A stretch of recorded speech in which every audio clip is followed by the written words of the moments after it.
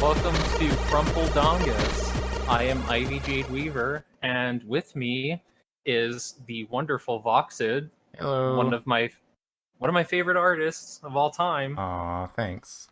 Aw.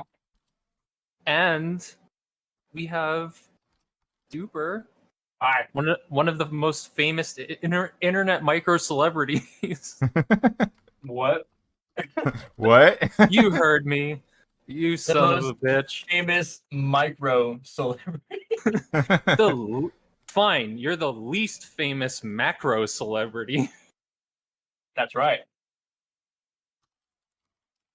That's me. Yeah. So how are you guys today? Doing well. We were just talking about coffee, which we're very much into here at the Dongus. Mm-hmm. Yeah. I feel like you two are much more into coffee than I am. Yeah, we are. I'm not picky. I'm just like, yeah, give me that gross bean water from where. Give me the brown liquid. Yeah. Whatever's got the caffeine, right? Yeah, I mean, it has to taste good, but yeah. Oh. I mean, really, really, it's like a vessel for your sugar and milk. Yeah, right. It's more like I want caffeine in my sugar and milk. That's what it is for me. I like the like overly flavored coffee. Yeah. Yeah, we used to say you were the milky bitch. I am the milky bitch. Can you give me an example on like the kind of coffee you like, Brian? I mean, I like mochas and like I don't know, hazelnut flavored coffee, and I put like I don't know, a fourth of creamer in my glass. Wow. Do you get the flavored creamer from like the store where it's like I do. That's all I got around here. Do you? Oh my God. I got a question. Do you add sugar to your coffee after adding that? No. There's enough sugar in the creamer. There's enough sugar in that creamer. I cannot. No. Like if I don't have that creamer stuff from the store, I will just I will mix milk and sugar or cream or heavy cream whipping, like what is it, heavy cream and sugar. Yeah. But yeah, no, I don't. Sometimes I will have a cup of death and it tastes like ass, and maybe there's a little bit of chewing involved in the coffee. Oh, chewing. Not made at my house, mind you. Chewing? But, yeah, I know, right? In this situation, I would add that kind of creamer to allow me to drink it. Oh, so like quickly. Tolerate it, yeah. Yeah, to like cool it down and to just get it into my body because I just want what's inside the coffee. I don't want to experience the coffee. So in those situations, I will add that sweeter creamer, and it's usually like I don't know what the brand is, but it's like Coffee Mate, vanilla, or hazelnut, like the typical ones. Yeah. And then I'll just drink it like that. But the reason why I ask you if you add sugar to it is because some of these fucks, right? I'm in the military, by the way. Some of these fucks will pour themselves a cup of coffee about halfway full of this dark, disgusting sludge, right? And then the other half is that creamer. Mm-hmm. And you're like, all right, so you're just basically just drinking the creamer. That's fine. Not a big deal. I guess, whatever. Right. And then they'll add sugar to it. What? On top of it. And yeah, I've heard of that, and that's disgusting. No, and like, will probably kill you at some point. There's so much sugar in those creamers already. Like, yeah. I already have a sweet tooth, and I know like the stuff I eat is probably like disgusting for a lot of people. I can't imagine adding creamer or adding sugar to a sugary, milky concoction that you use to flavor your coffee. Yep. You know, yeah, no, I totally agree with that. It's funny when you were saying like adding cream to your coffee, or like I forget what you said, heavy cream or something. Yeah. It reminded me of there's this one cafe in Seattle, I think, and I'm sure other places do this too. They add butter to the coffee and they put it in a blender. What? Yep. And so the science behind this is that it's kind of like you're biohacking your coffee, where it takes your body longer, kind of, to absorb the caffeine. So you end up having longer, the caffeine extended is release. yes. So that's exactly what that does. Interesting. I've heard of it. Yeah, I've never done it. You could add butter to your coffee. That's really weird. What if I only have margarine? I don't know if that'll work because it probably has something to do with like the lipids or something, like the fats. Mm. Has something to do with. This sounds gross. Yeah, it does. It probably makes like a thick ass cup. Damn. But yeah. I do want to try it though. There's this other one. It's called, I forget what it's called, but it's at one of the other cafes I've been researching. Because I'm planning on heading out to Seattle soon. I want to try. It's like a coffee tonic basically, where it's like carbonated water with espresso and orange peel. So I want to try that. Sounds good. Huh. What? Yeah, it's like like carbonated water and what do you call it? Espresso. So it's like an iced coffee, but like sparkling kind of. Yeah. Ah. Wow. I want to try that. But when I went to Canada, I already talked to you about this Ivy before. But when I went to Canada, I went to this one bar, and they had this coffee lager there. Oh right, yeah. It's by Lighthouse Brewing Co. And the lager is called Night Watch. Okay. So I mean, not really. I mean, like I'm really weird about what kind of beers I like to drink. I like the craft beers. No, craft beers taste like liquid artichoke, and I'd rather vomit. I prefer like the heavier, the darker beers, kind of like something where I can just like sip at it and just like enjoy so it. like a stout or something. Yeah, like kind of how I go about a nice cup of coffee as well. Yeah. Like there's a difference between just slamming something to get the caffeine in my body and just enjoying myself or enjoying a drink. But they had this coffee lager called Night Watch by Lighthouse Brewing Co. And it had espresso in it. It's a coffee lager, right? It was 5.1%. And it was delicious. Sounds amazing. Amazing. And after I came back to the States, I was looking online or wherever I could find to see if I could find this drink because it was so good. Unfortunately, you can't get it in the States. Right. That may change or something. Yeah. No, that sounds really good. I'm not really, into. No, I'm just saying, like, I'm not usually into like beer and everything, but I would definitely try that. I've noticed that a lot of companies, especially Guinness, are messing around with cold brew lagers, cold brew alcohol beverages. I see them more and more often. Oh, that's like interesting. Not just like canned. Like if you actually like look up Guinness cold brew, something pops up. I saw it I saw it at Walmart. I am looking that up because I see it. Nitro cold brew coffee. Yep. I am gonna try that shit. Yep. I have to say, I actually do like Guinness. Yeah. It's got 4% alcohol by volume. Oh, I want to try that. Yep, I always wonder like what the effects are of that. Like since it's coffee and then it's also alcohol, I'm like, do they just cancel each other out? You know what I mean? Yeah. Yeah. Because alcohol kind of like mellows you out. Caffeine kind of makes your heart race. So maybe you're just respectfully relaxing with your heart going 128 BPM. It brings me to normal. Yeah. So like sitting and sweating. What were you saying, Brian? I was saying it's funny because actually I saw a video where someone was saying how they are with being ADD. They like will drink a cup of coffee and then pass out and go to sleep. Oh, it sounds like a nice problem to have.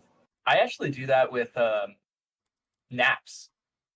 Oh yeah. I feel like I'll have a cup of coffee and take a nap, and it's nice because it's kind of like setting this internal alarm for myself. So where like 20 minutes later or 30 minutes later, I'll wake up from that little power nap I just did, and I'm wide awake. Actually, I've heard of that. People will take like what they call a coffee nap, where they like in the middle of the day or whatever, they need to take a rest. They'll have a cup of coffee, but then also rest, like take a quick little 15-minute nap or something like that, and it really helps them.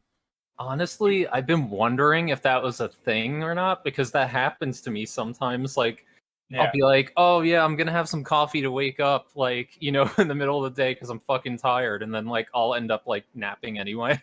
Yeah, that's a thing. That happens to a lot of people. Shit. It's I think like, oh shit, it is a thing. I think it's done a lot in Italy. Oh, okay. Yeah. Because they have their siestas. Yes. Yeah. They have their cultural thing where it's like go home for your lunch dinner. Which, by the way, is amazing. I wish we did that. I know. I love siestas. I think they're so nice. It's so smart. There's a circadian rhythm that the human body just abides by, and we just violate those rules every day by sleeping this one part of the day. Yeah, we ignore it in America, which is annoying. Yeah, I was gonna say, I'm like, Americans are just like, be at work and be miserable, and that's your and you should like it. And you should like it, yeah.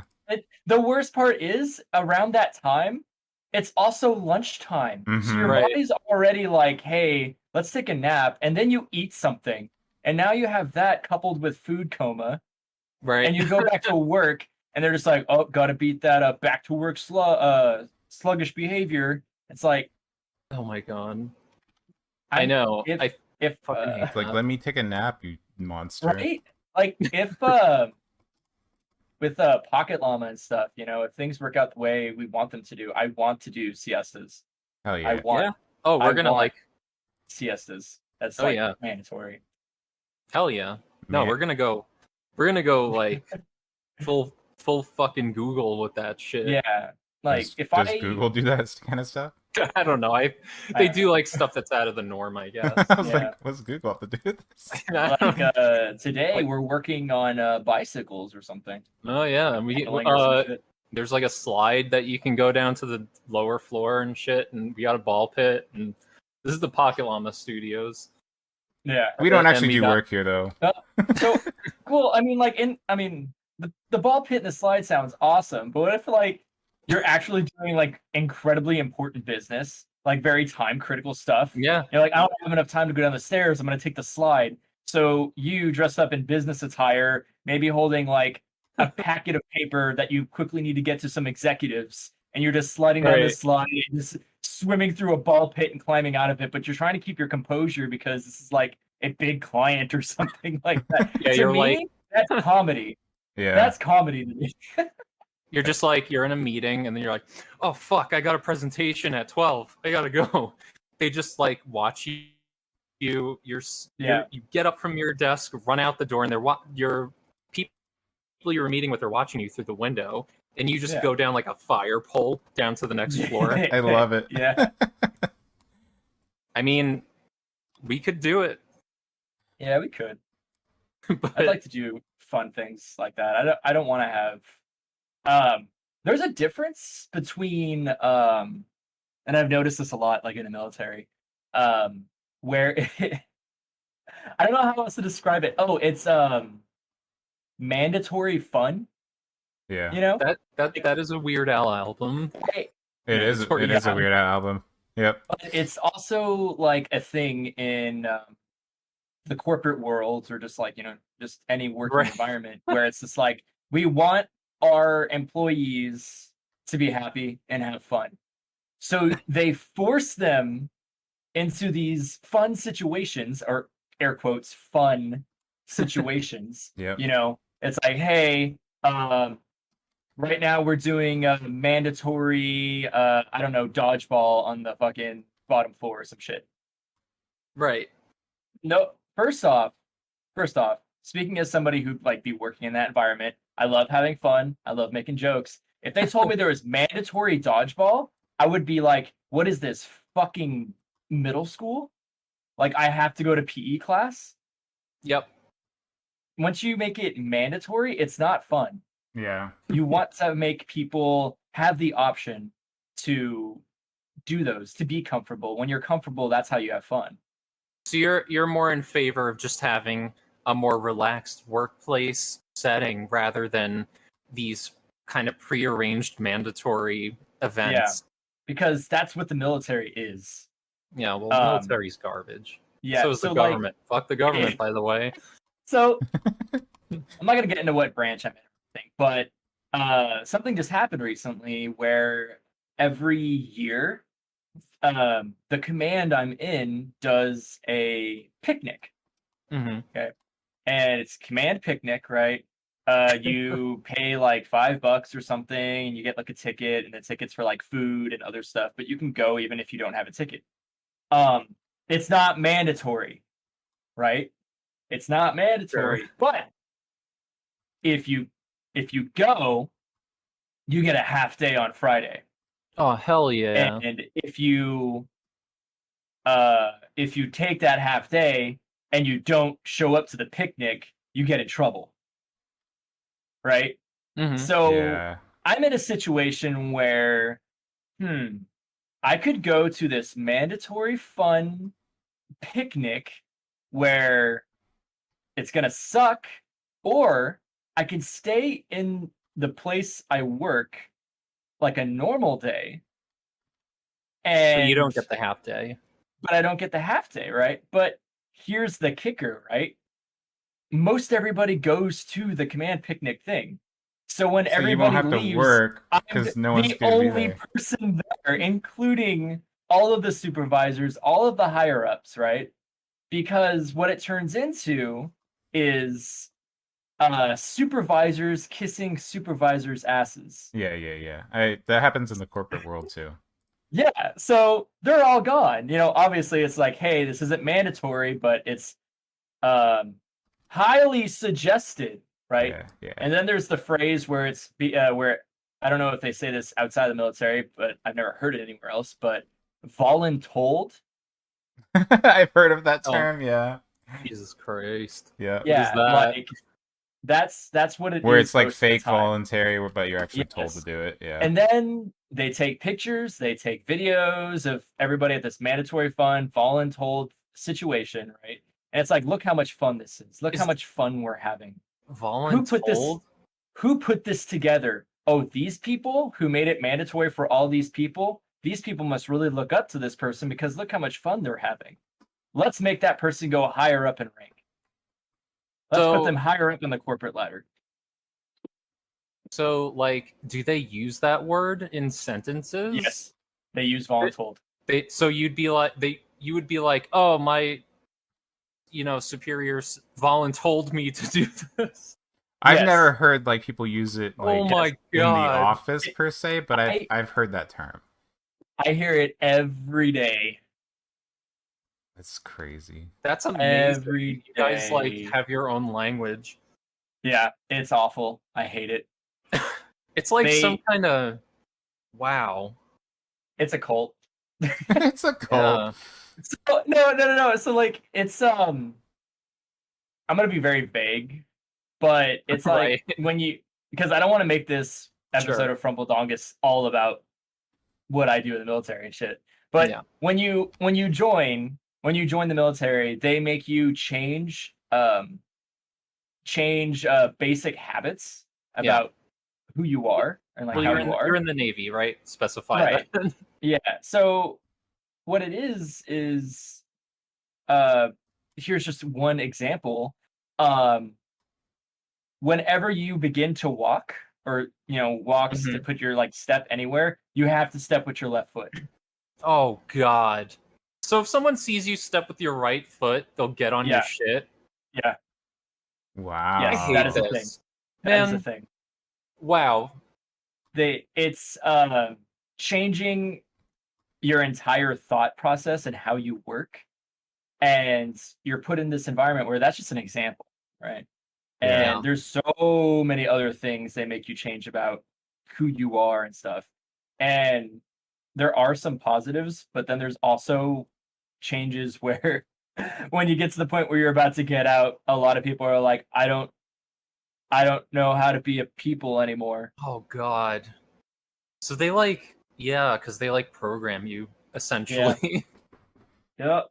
Oh my God, you're gonna be calling the bathroom the head forever. No. I never call it that.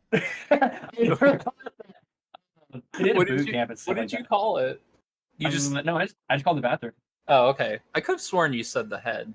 I would sometimes slip in the head, but I've been like fixing my brain. Yeah. Yeah.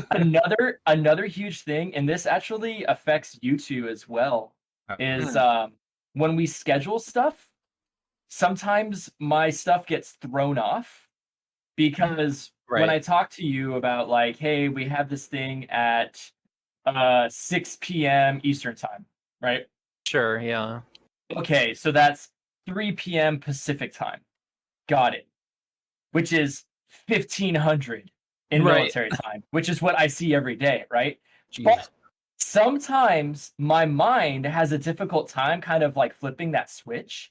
And 1500, it's like 3 p.m. For some reason, 3 p.m. Pacific time turns into 1300 because of that 3. Right. So then I'm over here. You'll never know like, what time it is. Exactly. So like we have like a meeting at 3 p.m. Pacific time. It is 1300. I am freaking out because I feel like I'm late. So you're saying like numbers have made your life hell? Yeah. Well, I mean, yeah. Yeah, that's rough. Like I couldn't deal with that, especially with like having OCD and shit. Like I've had a lot of issues with OCD in the past, and like, you know, having to do things a very specific way. Like I would have episodes like that I've gotten over this and stuff, and like having to deal with that. And like I can only imagine being told to start walking on my left foot to start. Like, oh yeah, that would kill me. Yeah. Oh yeah. There's a lot more to it, but you know, that's just an example. Yeah. Needless to say, I don't think I could ever be in the military.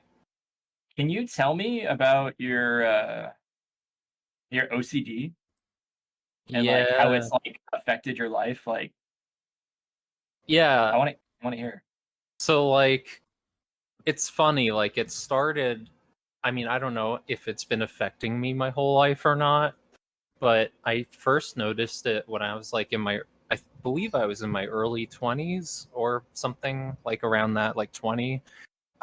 It's like I worked at, actually must have been earlier than that, like my late teens or something. It started when I was like, I worked at CVS, so you know, I already had like really bad anxiety sometimes. I had like the worst social anxiety. Like, so that was really difficult, just talking to people and stuff in public. So that was really difficult, but I noticed like it would get triggered when I was leaving my room to go to work. So I'd be facing this really stressful situation of having to go into public and like face like, I'm like, you know, these difficult situations that would happen at work. And especially for someone who's like suffering so severely from anxiety and everything, like it's like OCD, the way it manifests itself sometimes, and in my case, is like based on you kind of carry out these repetitive behaviors or rituals, quote unquote. Yeah. In order to gain control of your like your anxiety, kind of like to keep it under control, to give you a sense of control. Like, all right, I can prevent the bad thing from happening by touching the doorknob 3 times or something before I leave the house, you know? Yeah. So it's like I would find myself caught in like those loops. And it becomes so consuming after a while that you don't realize you've spent like 20 minutes doing this. Yeah. Mhm. And you just get sucked into it and stuff. And like, if you don't do it, then like your anxiety spikes and you feel horrible, or you feel like, oh God, the world's gonna end now because I didn't do the thing and I forgot to do it or something. So what is it? Mhm. Sorry to interrupt. You just made me think of this. What is it called when you're like, I used to do this a lot as a kid. Occasionally nowadays, but not Mhm. as much. But like, for example, I'll be walking home from school or something, Mhm. and um, I like challenge myself, but Okay. it's a loose example. There's a stop sign or something, right? It's like, Hmm. hey, jump and hit that stop sign, but you have to only touch the S. And Oh if you yeah. don't touch the S, you'll never find love.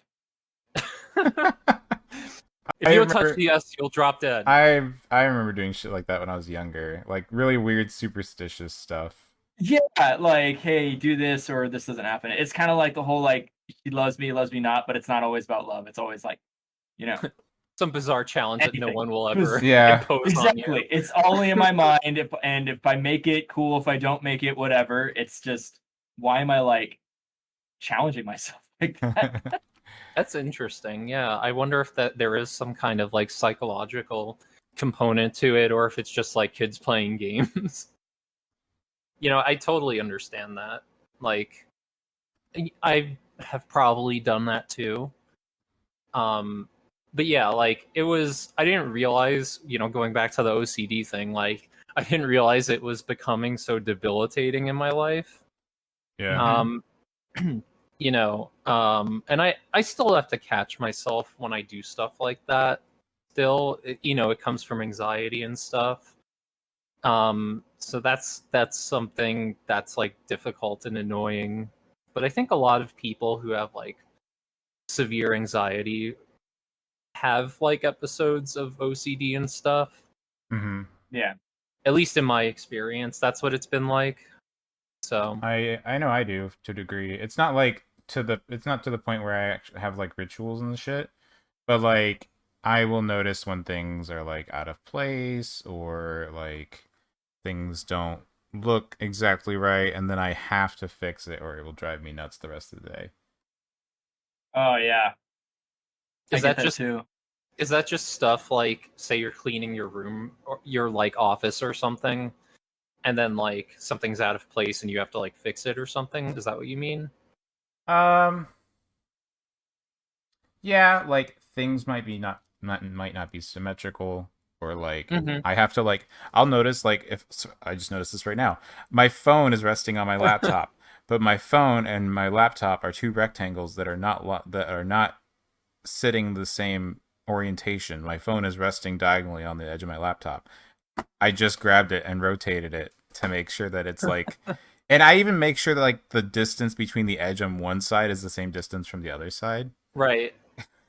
Maybe that's more of like a personality trait, Yeah, it's kind of like I wouldn't say it's OCD, but it is kind of a It perfectionist. yeah, it's more of a perfectionist trait that you have. Yeah, I feel like it's easy to like people easily confuse like the two, because like OCD is Yeah. actually like kind of like a more severe thing, but Yeah, see, that's the one of the things that kind of bothers me, where it's like when people like use OCD as like a essentially a joke for a neat freak. yeah, And I'm like, have you seen my fucking desk? yeah.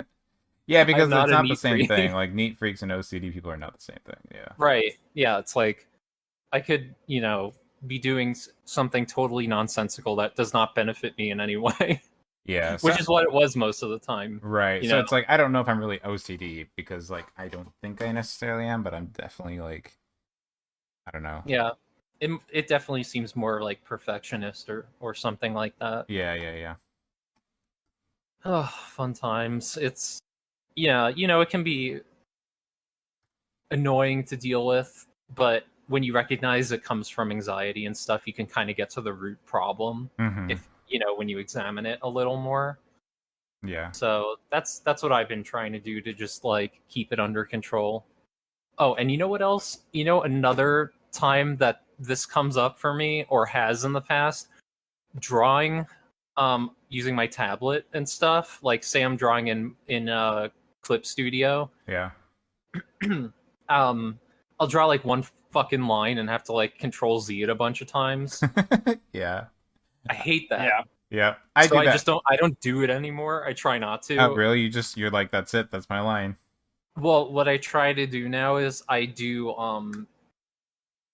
work with the eraser a lot more now. Oh, I train myself to do that instead of aiming for the perfect line.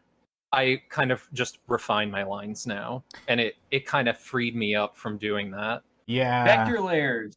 Well, so actually, that's interesting you bring that up because I had to go through that kind of self-improvement process too because I realized that I was being such a perfectionist with my work that it was actually slowing me down and like I would like take forever to do things just because I would never be happy with the result.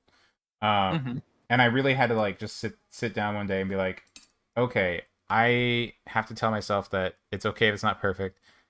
Get it to a level of quality you're happy with, but then leave it alone. Like just, move on to the next thing cuz like Right.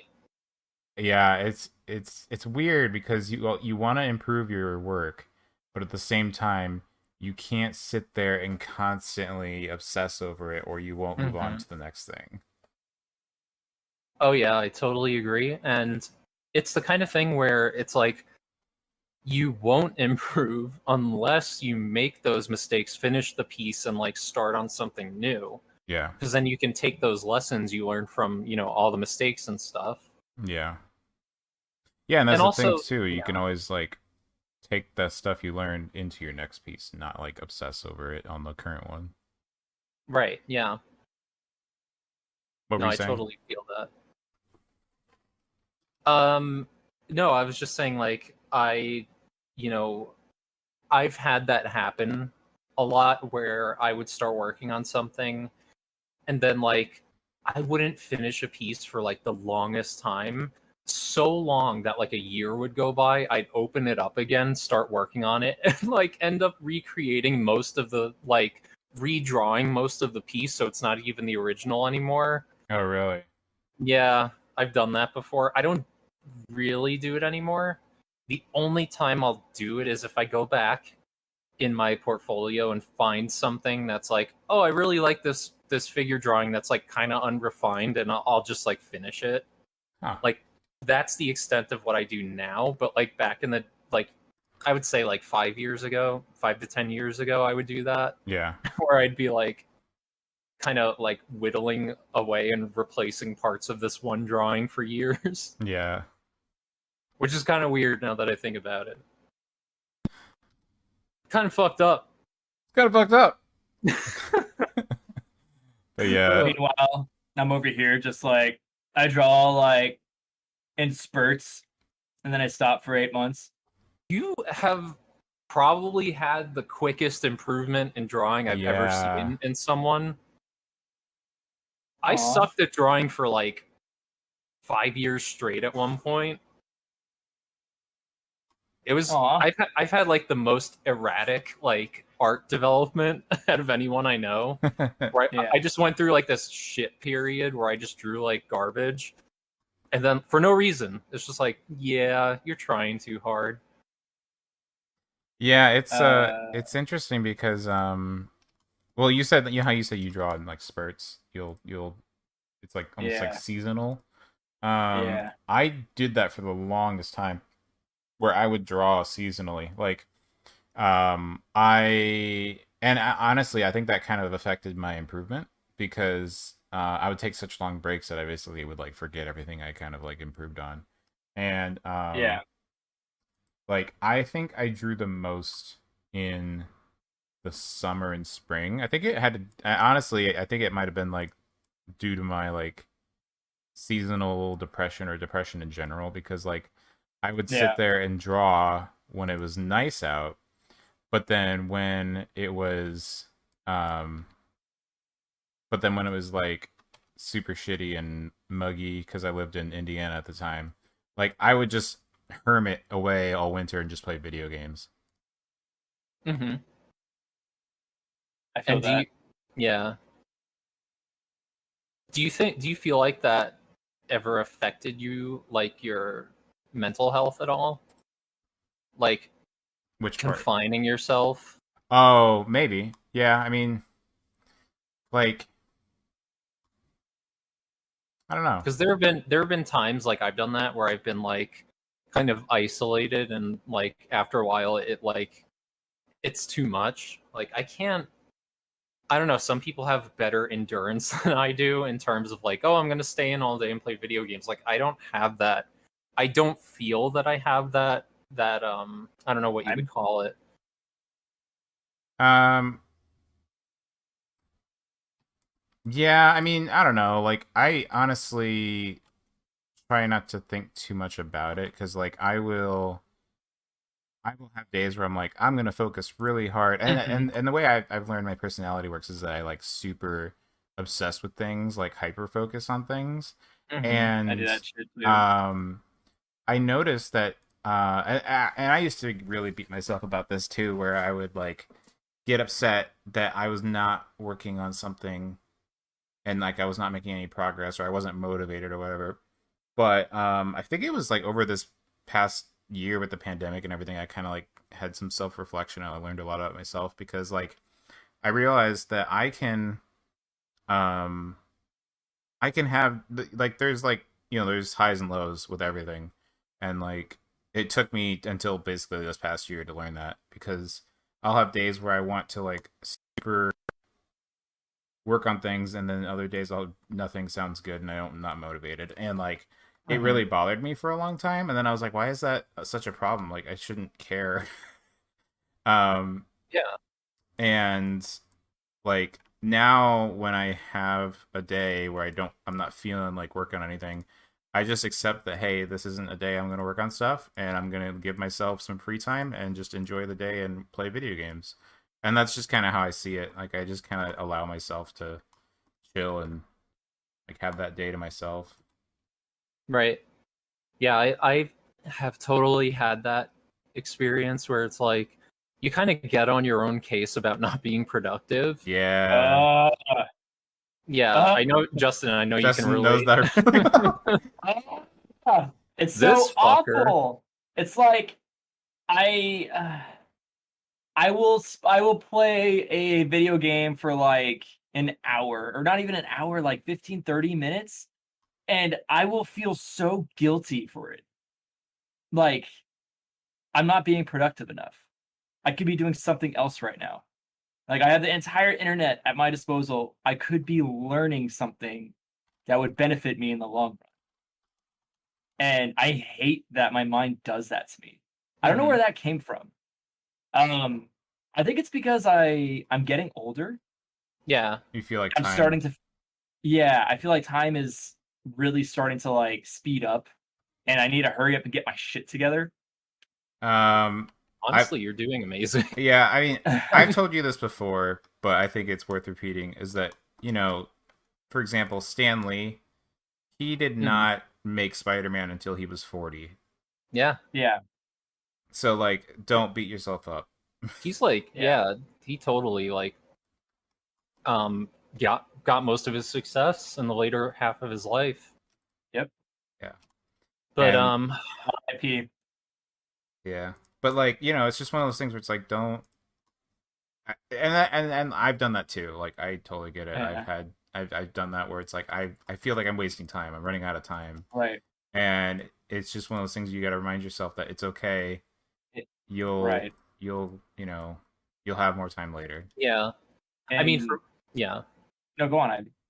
Well, I was just saying, like, I think in my case, because I can relate to that too. What you're saying, Justin, where it's like, oh, this I could have a better use of my time. What am I doing? How dare I enjoy myself? You know, you have that internal Yeah, yeah. dialogue, kind of. Where did that come? I feel like our generation really struggles with that. I don't know what it I is. know, I totally agree, and I think in my case, it's from shitty parenting.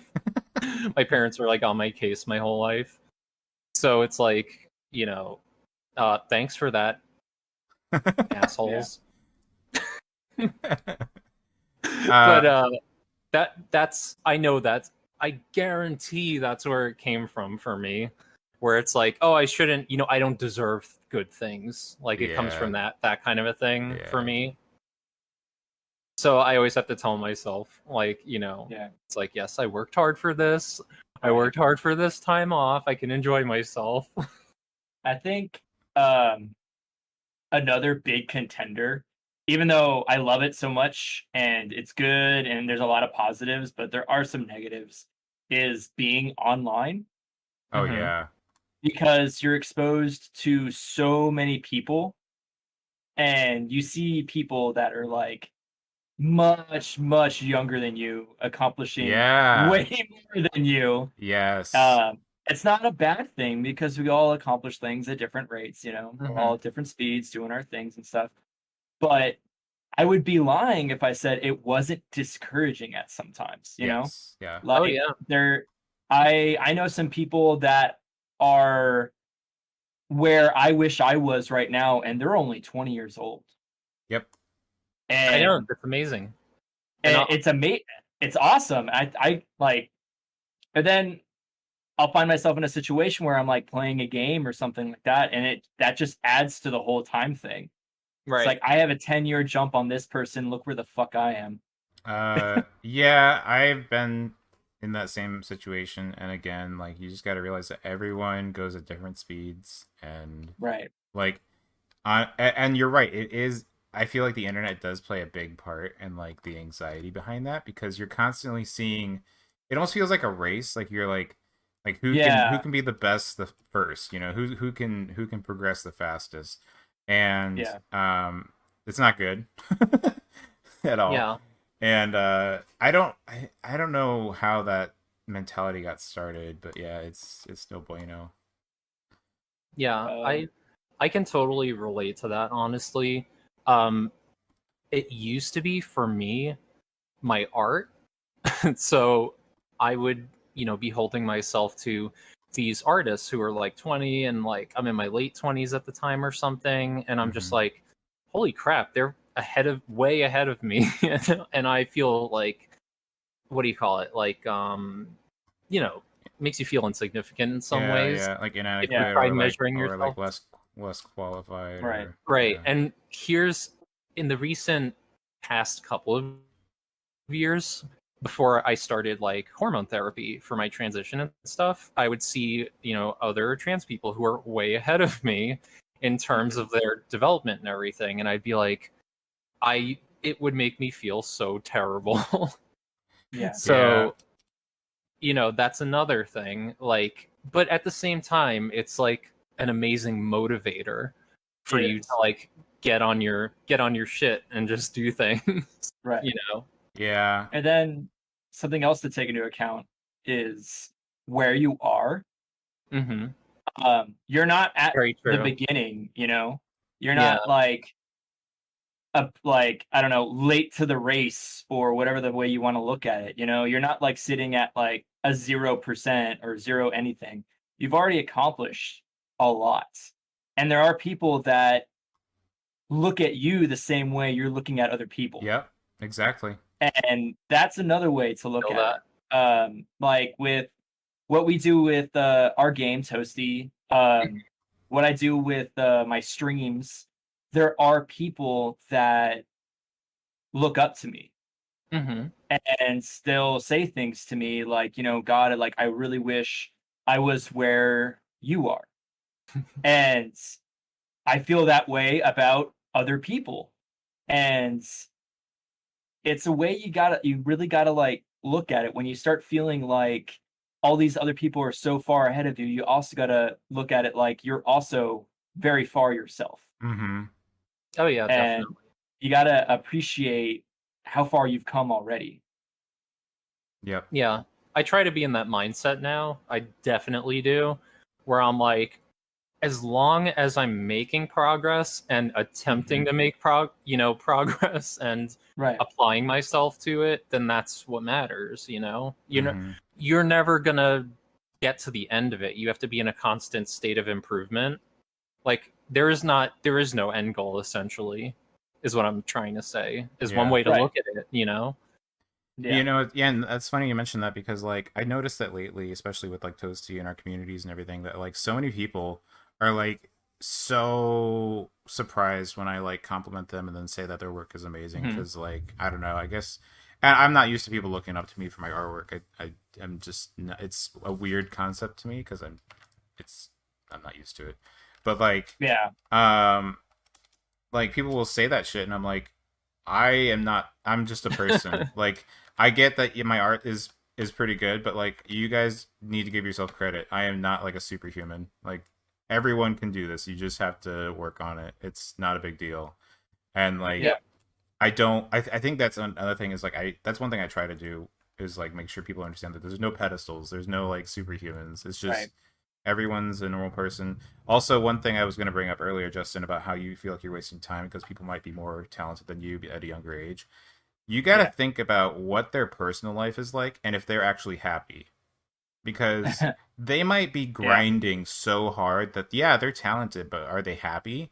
Are they just constantly working on artwork, even though it's like, are they enjoying themselves? Do they do anything else with their time? And it's like I know that you want to get better at artwork, but you also enjoy like doing other stuff in your life. So Right. I mean that's Yeah. just something you got to keep in mind with that kind of shit. Have any of you ever been described as this one phrase? I hate this phrase. I hate being called this phrase, where it was jack of all trades, Oh yeah, expert at none. Oh God.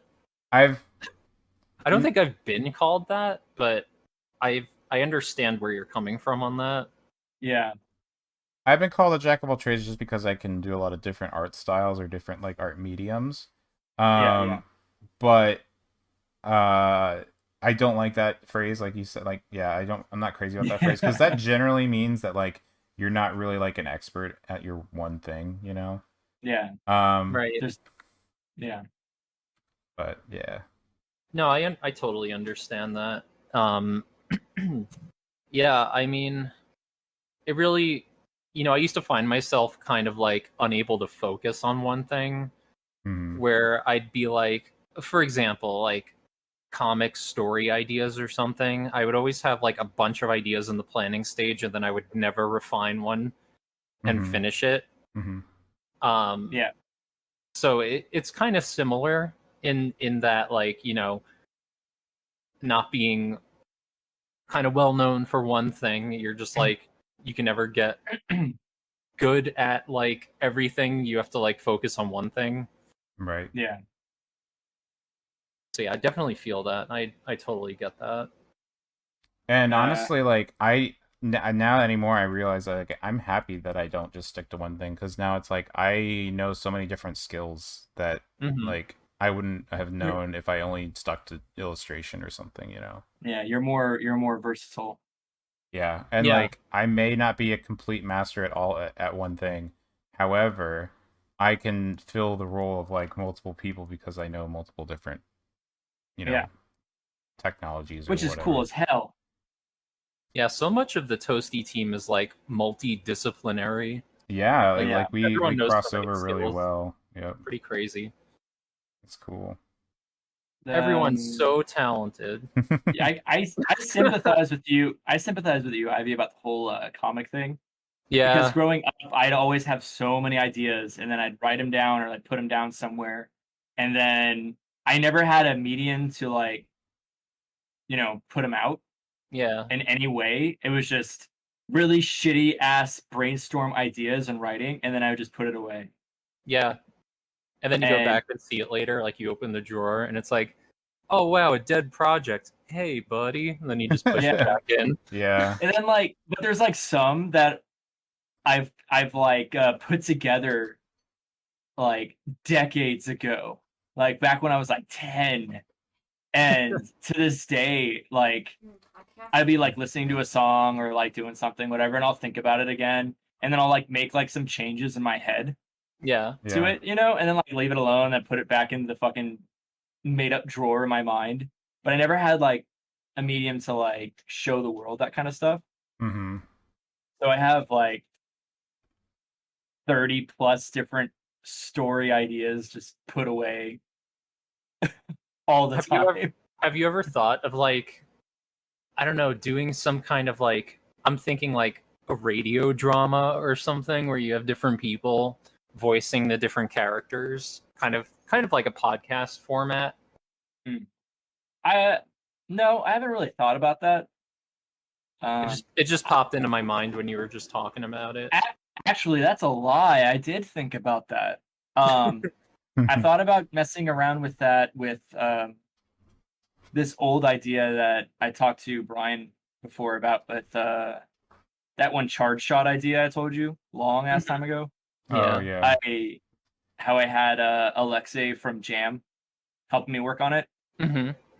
I thought about doing that for a little bit there, but then shelved that idea. It's too many things going on. Yeah, it's rough having like a ton of ideas, and then when you work on them all at the same time, it's like nothing gets done. Yep. But a cool way to look at it is we're part of a game dev studio. So one of those little fucking stories that are like put away in that drawer could come into play at a later point, or maybe even like be altered in a way to help out another story or something. Yeah. You know, like, hey, this story was pretty shitty by itself, but pretty good if it were to be attached to this other story or something. Like a side build off that. Some shit.